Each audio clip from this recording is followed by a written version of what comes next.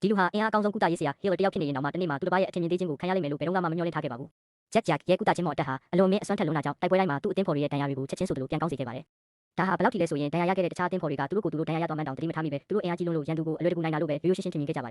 ယ်ဒါကြောင့်မို့လို့သူတို့တွေဟာဂျက်ကိုအဖွဲ့ထဲကနေမောင်းထုတ်လိုက်ကြပါတယ်အဖွဲ့ထဲကနေထွက်လာခဲ့ပြီးနောက်မှာတော့ဂျက်ဟာလမ်းမတွေပေါ်မှာရှောက်သွားရင်းနဲ့တေးလူမျိုးပါဖြစ်နေတဲ့ FF မလေးတယောက်နဲ့ဆုံခဲ့ပါတယ်ခန္ဓာကိုယ်ကိုအမျက်စစ်စစ်ကြည့်ပြီးတဲ့နောက်မှာတော့ဒဏ်ရာတွေကပြင်းထန်ပုံရပေမဲ့တကယ်တမ်းတော့အသက်အန္တရာယ်မစိုးရိမ်ရမှန်းသူသိလိုက်ပါတယ်ဒါကြောင့် F မလေးဘာမှပြန်မတုံ့ပြန်နိုင်ခင်မှာတင်သူကကုသရေးမော်ကိုတုံးပြီးကုသပေးလိုက်ပါတယ်အဲ့ဒီမိန်းကလေးမျက်လုံးပြန်ပွင့်လာပြီးသူ့ရဲ့လုံးဝပျောက်ကင်းသွားတဲ့ဒဏ်ရာတွေကိုကြည့်တဲ့အခါမှာတော့ဂျက်ကိုကျေးဇူးတင်စကားပြောခဲ့ပါတယ်အဲ့ဒီနောက်မှာဂျက်ဟာသူမကိုစားတောက်ဆိုင်တစ်ဆိုင်စီခေါ်လာခဲ့ပြီးပတ်စံရှာပြီးအသက်ဆက်နိုင်မဲ့နီလန်ကိုစဉ်းစားနေခဲ့ပါတယ်အဲ့ဒီချိန်မှာပဲတနက်တန်ရာကြောင့်ခံစားနေရတဲ့ Lizardman အိမ်ညောင်လူသားတယောက်ဟာနာကျင်မှုကြောင့်မျက်နှာပြက်ပြက်နဲ့အထဲကိုလက်လျှောက်ဝင်လာပါတယ်ဒါဟာမော်တနက်ကြောင့်ဖြစ်ရတဲ့အကျယ်ဝင်ကြီးမားတဲ့အပူလောင်ဒဏ်ရာဖြစ်တယ်လို့ဂျက်ကချက်ချင်းကောက်ချက်ချလိုက်ပါတယ်ပြီးနောက်သူကလက်ကိုမြောက်ပြီးမော်ကာထားကိုရွတ်ဆိုလိုက်ပါတယ်စက္ကန့်ပိုင်းအတွင်းမှာတင်ပဲသူ့တက်ကိုကဲဖို့အတွက်ဖျက်တောက်ပြရမယ်အဲ့ဒီလက်မောင်းဒဏ်ရာဟာဂျက်ရဲ့မော်လင်းတဲ့အောက်မှာချက်ချင်းပြန်လဲပျောက်ကင်းသွားခဲ့ပါတယ်ခဏတာမင်းတက်သွားပြီးတဲ့နောက်မှာတော့ Lizardman ဟာဂျက်ကသူ့ကိုကဲတင်ပေးခဲ့တဲ့အတွက်ကျေးဇူးတင်တဲ့အနေနဲ့သူစုဆောင်းထားတဲ့ပတ်စံတွေအကုန်လုံးကိုထုတ်ပေးခဲ့ပ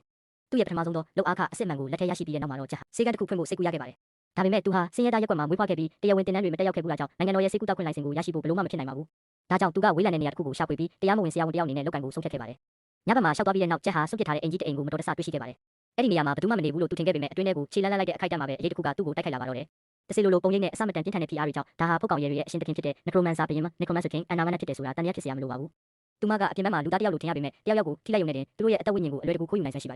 ဒါပေမဲ့ဂျက်ကတော့ဘာမှထိတ်လန့်ခြင်းမရှိပါဘူးဘာကြောင့်လဲဆိုတော့သူ့ရဲ့ကုသရေးမော်ဟာဖုတ်ကောင်တော်ဝါတွေကိုအပြင်းအထန်ဒဏ်ရာရစေနိုင်မှန်းသူကြိုသိနေလို့ပါအန်နာကဒါကိုမယုံကြည်နိုင်ပဲထပ်မံစူးစမ်းခဲ့ပေမဲ့သူမဆင့်ခေါ်လိုက်တဲ့ရာနဲ့ချီတဲ့ဖုတ်ကောင်တွေဟာစက္ကန့်ပိုင်းတွင်းမှာတင်အကုန်ချင်းမုန်းခံလိုက်ရပါတယ်ဒါကိုမြင်တဲ့အခါဂျက်ကထပ်ပြီးမတိုက်ခိုက်တော့ပါဘူးသူကနေစရာနေရာတစ်ခုပဲရှာနေတာဖြစ်ကြောင်းပြောပြခဲ့ပါတယ်သူမမကောင်းတဲ့ရည်ရွယ်ချက်မရှိမှန်းသိမြင်သွားတဲ့အခါမှာတော့အန်နာကဂျက်ကိုအဲ့ဒီမှာနေထိုင်ခွင့်ပြုဖို့သဘောတူလိုက်ပါတယ်ဂျက်ကသူ့ရဲ့စေကန်းကိုဖွင့်လှစ်ဖို့ပြင်ဆင်နေတဲ့အချိန်မှာပဲမနေ့ကသူကုသပေးခဲ့တဲ့ Lizardman ဟာသူ့တကားဝါကိုရောက်ရှိလာတာကိုတွေ့လိုက်ရပါတ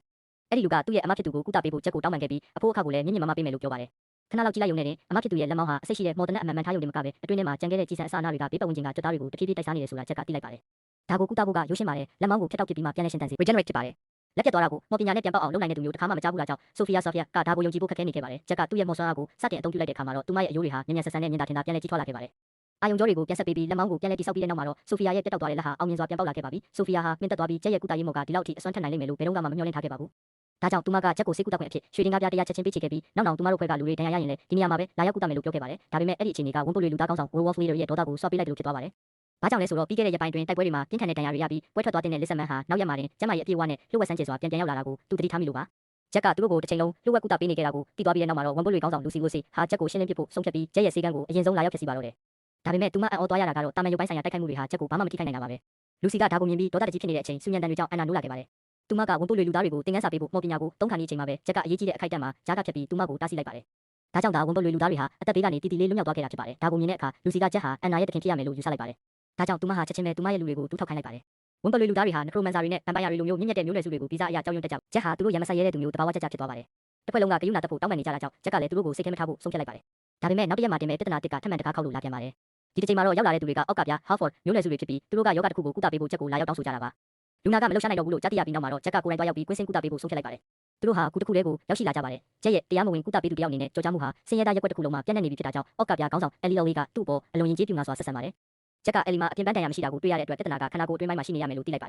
ယ်ဒါကြောင့်ဂျက်ကရှေ့ကိုတိုးပြီးအယ်လီကိုအဆင့်မြင့်စကန်ဖတ်တယ်လို့မျိုးမော်ပညာနဲ့စစ်ဆေးလိုက်ပါတယ်အဲ့ဒီခါကျမှပဲသူမရဲ့ဝမ်းမိုက်ထဲမှာမော်ဆွမ်းရည်တွေတစ်ဖြက်ဖြက်တောက်လောင်နေတဲ့မာကျောတဲ့အလုံးခဲကြီးတစ်ခုရှိနေတာကိုသူရှာဖွေတွေ့ရှိသွားပါ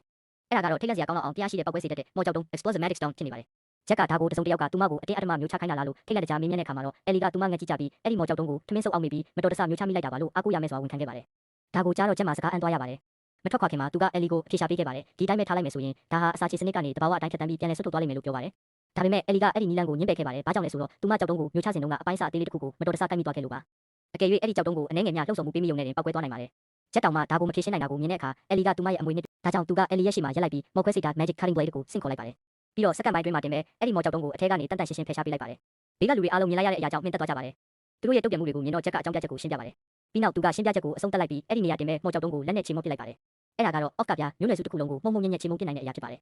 ယ်ဂျက်ရဲ့အဲ့ဒီလောက်ရဲ့ကြောင့်အားလုံးကကြောက်လန့်တကြားဖြစ်သွားကြပါတယ်ဂျက်ကတော့သူ့လက်ကဖုံတွေကိုခါထုတ်ရင်းနဲ့သူ့ရဲ့လက်တွေပေါ်မှာကာကွယ်ရေးမော်ကိုတုံးထားတာကြောင့်ဖြစ်တယ်လို့ရိုးရိုးရှင်းရှင်းပဲရှင်းပြခဲ့ပါတယ်နည်းနည်းတော့နာပေမဲ့ဘာပဲဖြစ်ဖြစ်ချက်ချင်းပြန်ကုသနိုင်လို့ပါတယ်အဲ့ဒီချိန်ကစပြီးစင်ရဲသားရက်ကွက်ကခေါင်းဆောင်3ယောက်စလုံးဟာအားတဲ့အချိန်တိုင်းစေကန်းကိုလာရောက်လက်ပတ်လေးရှိကြပါတယ်သူတို့တွေကဘယ်သူမှဒဏ်ရာမရထားရင်တော့မှဂျက်စီကိုပုံမှန်လာလေကြပါတယ်အဲ့ဒီခါမှာတော့ Necromancer ဘယင်မအန်နာကဂျက်ကိုစနောက်ပါတော့တယ်သူတို့အားလုံးဂျက်ကိုချစ်မိသွားကြပြီးထင်နေဆိုပြီးတော့ပေါ့သူမပြောတာလည်းမမှားပါဘူးရက်အနေငယ်ကြတဲ့အခါမှာတော့အဲ့ဒီအဖွဲ့အစည်း3ခုစလုံးဟာစိန်ခေါ်ကွင်းဒူးလင်ယောနာထဲမှာဆူယုံရောက်ရှိလာကြပြီးဂျက်အတွက်သူတို့တည်ထားတဲ့တခုတည်းသောနီလန်နဲ့ရှင်ပြိုင်တိုက်ခိုက်ဖို့ဆုံးဖြတ်ခဲ့ကြပါတယ်ဒါကိုမြင်တဲ့အခါမှာတော့သူတို့ကိုတားဆီးခြင်းမပြုခဲ့ပါဘူးဒါကြောင့်သူတို့3ယောက်စလုံးကလည်းစိုးစိုးမနေပဲသူတို့ရဲ့ကိုယ်ပိုင်စွမ်းတွေကိုအတီးတီးထုတ်ဖော်ပြသခဲ့ကြပါတော့တယ်